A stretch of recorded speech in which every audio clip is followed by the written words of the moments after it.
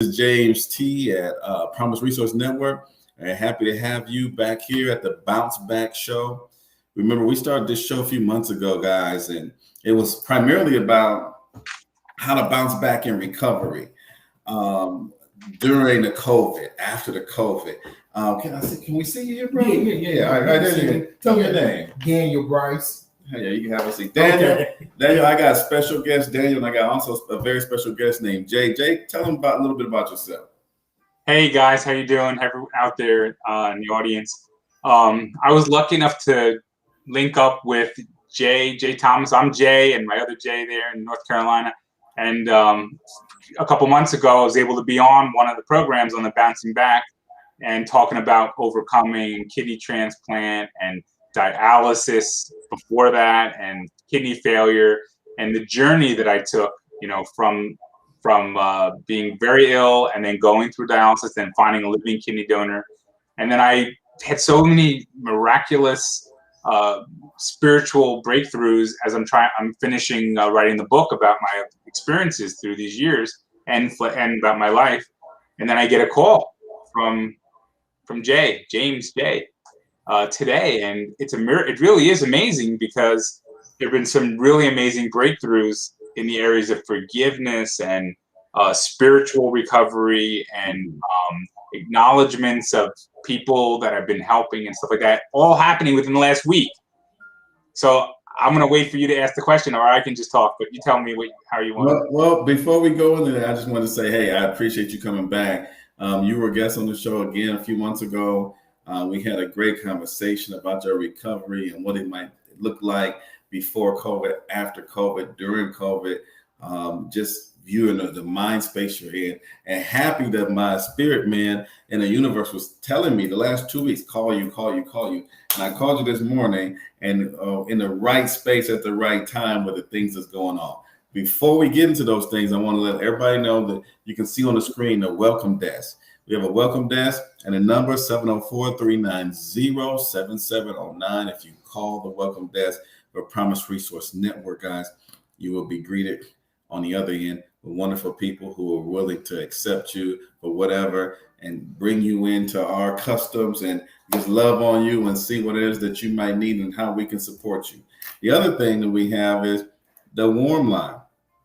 24 hours. It's 24 hours. Are you familiar with the warm line? I think I heard it, but I didn't hear it until now. So the warm line is a line kind of in the auspice of a hotline, but it's a warm line. It's when people just need someone to talk to, going through frustrating times. God knows we went through a lot, and still, even with the threat of new stuff going on like COVID, but it was a struggling time for us guys. Mm-hmm. And now, with that warm line, we still support it. 24 hours a day, all across the country, and some other different countries as well, that people can call in and have someone there.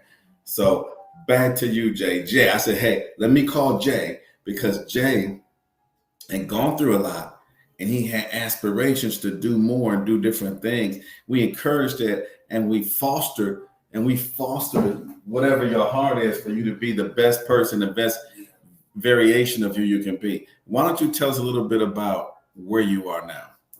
Well, I really appreciate you having me back, and I really believe the universe again conspired to create this moment. I had mentioned at the end that my goal is to publish the book about my experiences by Christmas. You actually asked me the question, and that interview really, I said to you, was a springboard for me to really crystallize and focus, where I am and what I'm doing. And again, you're doing it again. You're giving me this opportunity. I just want to share in the last week some of the things that have gone on that are going towards that goal, right? Not just the writing of the book, but being able to share, my experiences. If I was okay, can I just jump in and share? Okay. Absolutely. There was just like you had a feeling today or this past week or 2 weeks about maybe thinking about reconnecting, having this conversation or whatever was on your mind about maybe thinking about follow-up. There was something like that on my mind over the past 2 weeks. It wasn't you. I mean, I've thought about you. I have thought about you, and I was always thinking once the book is done that I would come back and talk to you about it. But there was someone on my mind that I'd had a kind of a hurt with there was someone on my mind that I had a sort of a negative experience with right after my transplant. And it was sort of unfortunate because the person was very supportive, and maybe in my own recovery from just the immediate kidney transplant that I had December 5th, 2019, right before the pandemic, maybe my headspace and maybe his headspace, and maybe it was just something that, but it kind of festered over the last year and a half. And I had this feeling that I really wanted to reach back to the person and feel more at peace with our relationship. And I made a phone call, not knowing what the nature of what I was going to say. I didn't really know why I was calling at that moment, but I called. It was about 2 weeks ago. And I left a message. And sure enough, at the end of that week, which would have been like end of last week, I get a call, I get a message from the man's wife. Maybe her not knowing that I reached out to him, but I get a message from the man's wife who had visited me in dialysis, because I had visitors and support from the church and all the people that supported me. And she said, I need your help. She texted me, I need your help. We have a relative in our family who's in desperate need of a kidney transplant. And I had been helping people, encouraging people about finding donors or going on journeys. And I was vaguely aware, I was aware a year ago that this was the case, that maybe someone can help, but I hadn't heard anything for a year. And I was helping other people, encouraging other people along the way. And I immediately started making phone calls to reach out, maybe how I could get some resources for this person. And then about later that day, I get a call from the husband, the man that I was actually leaving the message for, right? Originally, right? And he said to me that he would have been calling me back earlier, but that he'd undergone some medical testing for a lung issue that he had, and that they found something else when they were doing the scan on his lung. This is the husband. So the wife, out of the blue, says she needs help with about a kidney, person needs a kidney. And then he calls me back and says he didn't get back to me sooner that week because they found some tumors in his liver, and that he has a history of that, and he didn't know how much longer he had to live. He said that he didn't know how much longer he had. And I was wondering if that was the reason why it was on my mind to reach out to him. And I didn't mean to be so dramatic about it, but it was really a reconnection with this man who had such good intentions for me, and it helped me in my kidney journey. But we had sort of like a misconnection, sort of a hurt between us over some words. And it was an opportunity to open up for forgiveness.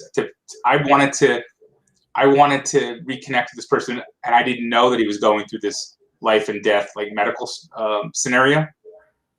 And so we spoke, and then that night I was just called to text him before I went to bed, and I said, I forgive you for any misunderstandings, any hurts that we've had. And he wrote me back the next morning, I forgive you too. So it was really a very unexpected moment of finding out of some troubles that he was having, and then this forgiveness. And that's a very hard thing, I think, for the idea of forgiveness, especially when there's some feelings and emotions and hurt and kind of things like that. I mean, you know about that, right? I mean, people have experienced these things. But it was like an opportunity to heal. And you talked about where I am right now. So this man reemerged in my life in a positive way from where we left off. And I started talking to him again and explaining about this book that he had no idea that I was writing a book. And I decided to read him a story from the book. And it was about one of the people who were the patients in the dialysis center who I had befriended and who was ill. And I had helped make a dream, like a final dream come true for his life. And it was something that he wanted to do. He wanted to, it's a very powerful story, true story. I want to interrupt you because these stories that you wrote in your book, these are true stories, correct? True stories, yeah. True stories about your journey, correct? About my journey. And I explained the last time we talked that while I was in dialysis, it wasn't usual for someone to be so out there and so upbeat and trying to uplift people's spirits. Yeah, that's good energy, good vibration. Yeah, and there was this one particular man who had been a musician. I didn't share this last time. Can I just share that quick? Sure. Okay. He was a professional musician, it turned out, but he was very angry, and he was very bitter at being in dialysis, and he just yelled a lot from his chair at people. He was my next door neighbor. He sat right in front of me, like next to me, to the right of me. And I tried to get through to him. And in his quieter moments, I did speak to him. And he told me that he used to be in a rock band, a notable local rock band years before. And he really felt that, I guess I get the feeling that he wanted to share that he had a talent. He wasn't just a sick man on dialysis, that he had something to offer. And so he brought in a video. He wanted to. I had the idea. He said he had a video of his band's last gig at the Music Fest in Bethlehem, Pennsylvania. I live in Nazareth, right in Bethlehem. So biblical, right? And I suggested, why don't you bring the video in? And we have these television screens in dialysis. You could show everyone who would like to see it your last gig from 20 years before. And he loved the idea. He lit up. This angry, bitter, yelling man all of a sudden was focused on the excitement of bringing the video in. So he asked the charge nurse, could he bring the video in, Jay? And she said, yeah, you could bring the video in. Bring it in on Saturday, and he can show it. He was so excited as the weekend approached that he was going to bring the video and show everyone he had a talent. He had something to offer. He had a life before dialysis, right? And I thought it was pretty exciting. So that Saturday, he brought the video in, and the same nurse was there, said, it's not happening. It's against the rules. We can't do it. And he was humiliated. He was devastated and humiliated. And I felt so bad for him that he was going to lose this opportunity that he was so excited about to share with people on the screens. Everyone has their own television screen, like in front of their dialysis thing, to watch TV or a movie or something. And they have a system in the back where you could put it in and everyone could see, like, the dietitian would show educational videos, and he would have been able to show to those who wanted to see him playing his last gig at this large music festival. It's the largest on the East Coast. It's called the Music Fest, if you want to know about it. So he was denied. I said, I would like to bring the video home and enjoy it myself, the DVD. So I brought it home, and when I came back, I loudly praised his musicianship to all the people, loudly, and he appreciated that. And we developed a little bit of an opening for a friendship. We exchanged numbers, but he was going through the process of getting a prosthesis for his leg, which would have given him the opportunity to drive again. And he was not overly motivated to get together, but later into the spring, he got the prosthesis and he was able to drive again, and he was more upbeat. And he called me one day and said, I would like to come to your home to play some music. Okay, stop right there, because I want you to finish this story, but I want to chime in something very important. Okay. Yesterday, we had conversations outside, right? Yes. And hopefully with the conversation, it was opening and inviting for everyone to participate in the things that are not said. Yesterday, we talked about things that are just not said, that people don't say or people don't do because they fear, the heart opening. They fear these kind of conversations that are not usual. Jay, you're not a regular person. I am not regular. You are willing to go an extra mile to have a conversation and to help someone who you knew needed that. Okay, so you knew he needed at the moment to shine. This guy he wanted to see somebody let him playing his guitar or whatever. It made him feel good and connected to feeling good. Yes. Now go ahead. I have to tell you that we thought, he said, he called me and I said, I don't think I can get an audience together that fast in 2 days. He said, he was insistent. It's just a performance for you, your wife, and your daughter. That's the only audience I need is your family. And so I agreed. Okay, he said, it's going to be a cooler day. He needed a tent to get out of the sun on my patio. So my wife, my daughter and I bought a little canopy tent at a local sporting goods store. We set it up, and he arrived by himself that day. And we thought it was going to be a simple, like, acoustic guitar performance, just him and his guitar. He popped the trunk of his car, and he had monitor, amplifier, mixing board. He had a stool. He had multiple microphones and cables and everything. He was right. So we unloaded everything. It took him 45 minutes to set up, and he rocked out.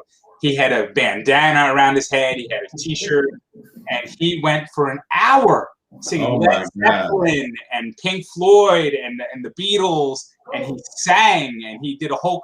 I mean, he was just in his glory, right? And we listened, and then we had lunch. He said, "Can I play one last set? One more set?" And he played for 40 more minutes. We packed up his car, and he went home, exhausted but satisfied.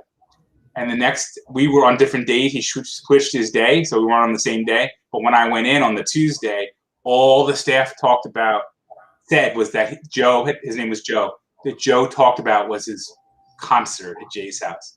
He talked about the feelings that he had playing one more time. He talked about the experience. And a couple weeks later, I always had nighttime, evening into night. I was the last patient there. And about 2 weeks later, I was in my chair, and I was the last one there. And the nurse came over to me and said, "I have some bad news." And I was confused. I was worried. What news? I was on the machine, still trying to get off. It's a hard, to get off. You don't feel great at the end. And the nurse leaned over, and I was the only one there. And she said, "I just wanted to tell you that Joe passed away at 5 a.m. this morning." And it was just very hard to hear that. And I started crying in my dialysis chair and everything. It was just 2 weeks after he played at my house. And the nurse held my hand tightly, and she said to me, "Aren't you glad that you were able to help make Joe's last performance possible?" Yeah. The answer is yes.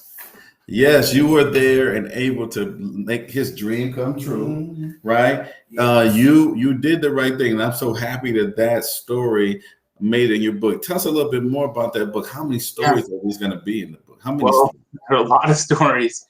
I have sort of 3 sections. Is the people that I encouraged or tried to help along the way, and there are a lot of inspirational stories of things that were just happening. From Joe to, I told you about last time, making the dream come true of the staff member who sang at the stadium. And then I had some few little connections with some other sports figures. And I was able to, this is one that happened, I was able to reconnect. A man had gone to high school with some famous people years in the 1960s. And one of the people they went to high school with was Reggie Jackson, the baseball player, in Pennsylvania. This is a true thing. And this man was a pretty successful medical professor, but he had told me my job was to keep him going by talking to him in the dials. I didn't tell you that story, but I had other stories where people were putting me in the position. They saw that I like to talk to people, so they would put an ill patient next to me that would have to keep them going. And I was given the job. If someone gives me a job, I'm going to do it, right?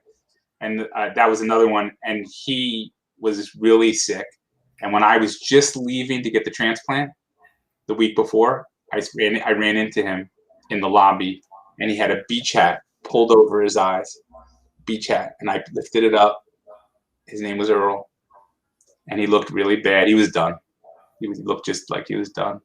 He had lost both legs. Most of his fingers were amputated. And I thought, what could I do for him? I'm leaving. I'm going to get the transplant, but what could I do? What's one thing I could do? And I thought, well, he did go to high school with Reggie Jackson. What if I reached out to Reggie? What if I could get his number and I could reach out to Reggie Jackson? Does everyone know who Reggie Jackson is? Do you know who Reggie Jackson is? Yes, we know Reggie. Oh, okay, so Mr. October.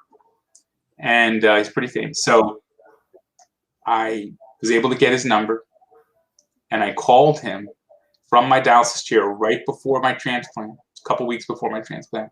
And he was my favorite all-time player, but I didn't tell him that. I just said to him, asked him, would it be possible to reach out to a guy that went to the high school at the time with you and just give him a call? And he said he would. And I found out later the next day from the patient that he had gotten a call and spent an hour and 10 minutes on the phone with Reggie Jackson on speakerphone in the dialysis center, where everyone was just like in awe that he was talking for an hour. And after that, actually, he was an amputee, but after that, he lost his other leg. He lost his leg after that. And the story, I went on to get a transplant, but I kept in touch with the nurse in the center and some other people. And they said that the one thing that really kept the patient going was that Reggie kept in touch with him. And he kept calling. That's good. That's good to know. So it was just like, these are the type of things that were happening. And these are some of the stories that I wrote about. So let me ask you a question. How many stories you got in this book? I have a lot. I've written, the book is going to be somewhere between 120, 130 pages long. So I have 60,000 words of stories, but I mean, I have a lot. How much further you got to go before it's complete? I would say I have a month to meet the deadline for the publisher, and then it'll come out in the holidays. Before. Outstanding. So, guys and ladies and gentlemen, this is something that we can do. This is something that you chosen to do during this COVID situation that we've been in. This is something you put your heart into. It's something that is meaningful, and you have passion. So I would say that getting a hold of your passions is something that we always need to do. It's something that you can grow. There's people who've grown during this pandemic. You got any stories about or anything that's going on that you've seen some people blossom during the pandemic? Yeah, I've seen some stuff that been growing during the pandemic. Like I said, way before the pandemic, everybody wasn't talking to one another. Everybody was just kind of doing their own thing. But once the pandemic came, it kind of brought everybody close together and stuff. That's what it did during the pandemic. Okay. Yeah, I would say so too, and enhancing our abilities that we have and what you really could be doing, how you really could be a use to humanity, how you can really be a use to your family and friends, and actually, really, to be honest with you, for me, it allowed me to gather all the power I needed to go the direction I want to go and accomplish the things. I'm so far in accomplishments since then, and it helped me focus. You got a book, man. I mean, this is amazing. I just want to share one more thing. I know you have limited time today, but I just wanted to share with you that I got a call yesterday because one of the other things I was doing was inside dialysis, and then I was doing my reconnection tour outside during dialysis. Remember reconnecting with people? Sure. And the other thing was following my passions after transplant, was helping other people to find a kidney donor, helping other people. And I got a call yesterday from a woman that was a stranger that I had just met in a Facebook chat in a transplant site. And I wasn't very often doing that kind of thing, but I'd seen that she had a need, and she called me. Well, she wrote to me 3 months ago to tell me that she was in the recovery, having received her living donor transplant, and wanted to say, God bless you, thank you for helping me along the way. And yesterday, at her 3-month recovery mark, she called me, and I didn't realize how much I had, I was involved in the process. I gave her all the information I had.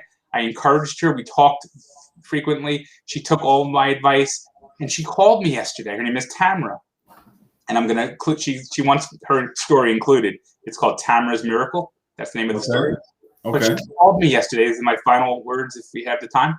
Is that she said that she never thought that it would be a stranger who walked the path that she was walking on dialysis towards transplant that would help her in such a way to not only to get it towards transplant, but to change her mind about being open and asking for help. Remember we talked about last time, I said about being open. You said, what's Yes. I didn't realize what her real true feelings were about the whole thing. And she said to me yesterday, she said that she appreciated so much, not only the help, but that it changed her mindset about thinking about not just going it alone, not just trying to do it and asking for help. That's also the third and final part of the story of the book, is the helping other people. And the final point I wanted to make today was it's not a one-way thing. You touched upon it. It's not a one-way help. It's you get it back. So it's a two-way. It's You know, always back. It's always like comes that. back to you. It's always like that, right?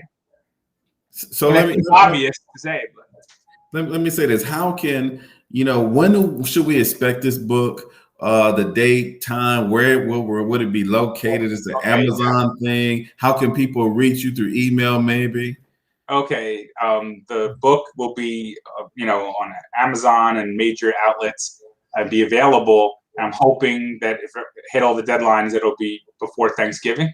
Be before the Thanksgiving holiday, and then be available through the holidays. I don't know what kind of contact information you have, but maybe I can pass that along to you when I have all that, and then you could let your listenership know. Not a problem. I would love to. We'll do a spot when it's all ready and done and you got it in your hand and all that. We'll make sure everybody knows it. We appreciate your commitment to helping people who are in need, as we are in Promise Resource Network. That's what we do. Again, shout out to our warm line. Please give us a call if you need any help with anything, day, night, summer, winter, 24 hours. And then our welcome desk here at Promise Resource Network. We will welcome you and find out how we can support you. Jay, it's been a blessing as usual, as this is the second time you've been on the show. The first time you blessed us. A Vision in Motion is the name of the business. They do a lot of good work in the area, specifically, guys, of working with people in dialysis and medical, helping people get through, helping people reach dreams and relive spaces in their life that brought good energy to them. So we thank you very much, Jay. When he has his new information, when his book comes out, which is going to be sometime in November, we'll get all that information out to you guys. And as of now, we're going to get out of here. Jay, say bye to everybody. Thank you for having me on. You're amazing. And I appreciate it. Can hear. Yeah. And just one last shout out to Brianna from the Promise Resource Network, who has been an angel in my life, and to thank her and just shout out to her. I don't know if she'll see this, but you can. Warm line heroes. All right. Thank you, everybody. We'll be back next Tuesday with more information and more good stories from the Bounce Back. Peace. Peace.